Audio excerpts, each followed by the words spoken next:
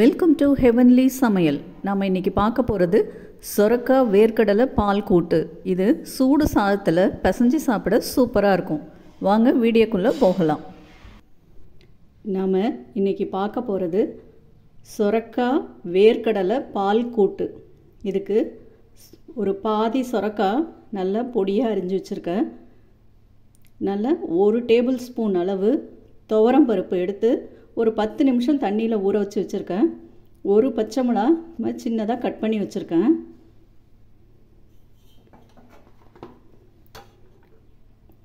ஒரு அரை டீஸ்பூன் அரிசி மாவு எடுத்து வச்சுருக்கேன்.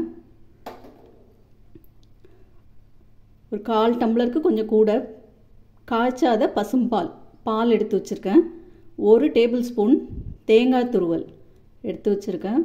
வேர்க்கடலை ஒரு 2 டேபிள் ஸ்பூன் அளவு கரகரப்பாக பொடிச்சு எடுத்து வச்சுருக்கேன். வறுத்த வேர்க்கடலை கரகரப்பாக பொடிச்சு எடுத்து வச்சுருக்கேன். இப்போ எப்படி செய்யலான்னு பார்க்கலாம். ஒரு சட்டியில் இதுக்கு தண்ணி நிறைய விடக்கூடாது. ஒரு அரை டம்ளர் தண்ணி விட்டுருக்கேன். இது லேசாக சூடானவுடனே நம்ம சொரக்காயும் துவரம்பருப்பு பச்சை மிளகாய் உப்பு எல்லாத்தையும் போட்டு நல்லா அது வேகட்டும். இப்போ தண்ணி சூடேறட்டும். தண்ணி நல்லா சூடேறிச்சு. இப்போ ஃபஸ்ட்டு நம்ம ஊற வச்ச துவரம்பருப்பு இதை போட்டுடலாம். அதுலேயே சொரக்காய் பச்சை மிளகாய்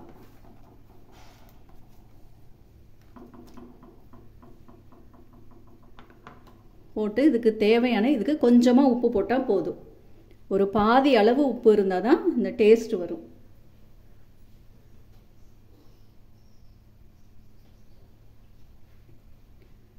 பாருங்கள், ஒரு 1/4 ஸ்பூன் தான் உப்பு போடுறேன்.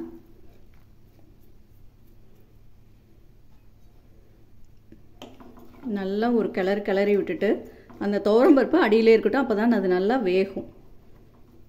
ஒரு தட்டு போட்டு மூடி வச்சிடலாம். இது நல்லா வேகட்டும்.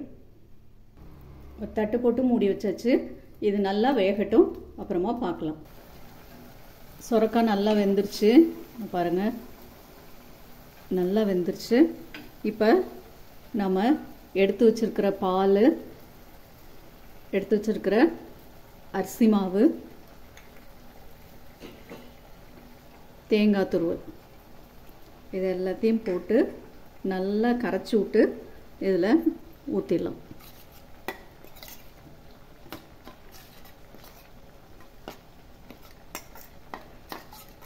வேர்க்கடலையை கடைசியாக போடலாம்.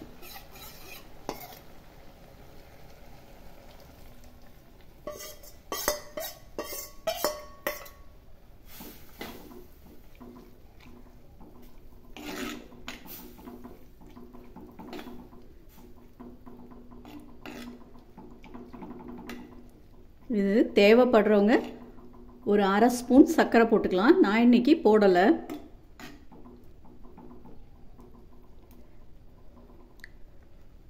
இது மைல்டாக காரம் பால் டேஸ்டோட சூப்பராக இருக்கும்.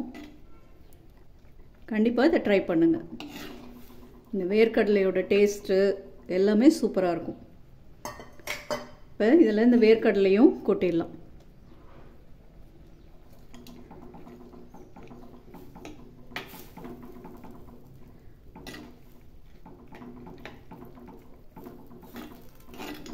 இது சாதத்தில் பிசைஞ்சு சாப்பிடவும், சாதத்துக்கு சாம்பார் சாதம் இது எல்லாத்துக்கும் தொட்டுட்டு சாப்பிடவும் சூப்பராக இருக்கும்.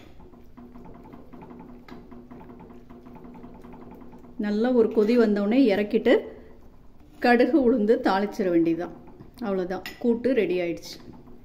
இந்த ஸ்டேஜில் உப்பு செக் பண்ணிக்கோங்க. காரம் அவ்வளோதான், காரம் போதும்.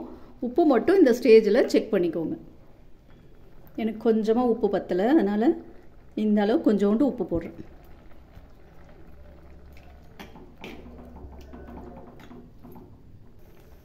கூட்டு நல்லா கொதிச்சிருச்சு. இப்போ அடுப்பை ஆஃப் பண்ணிடலாம். இதில் தாளித்து கொட்டிடலாம்.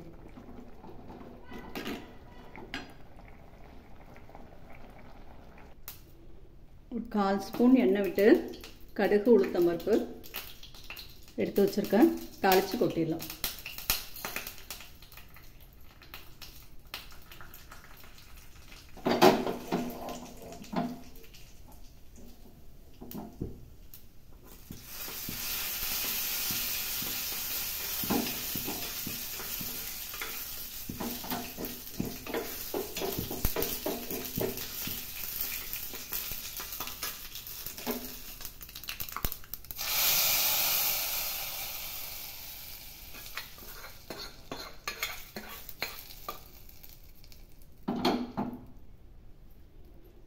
அவ்வளோதான், தாளித்து கொட்டியாச்சு.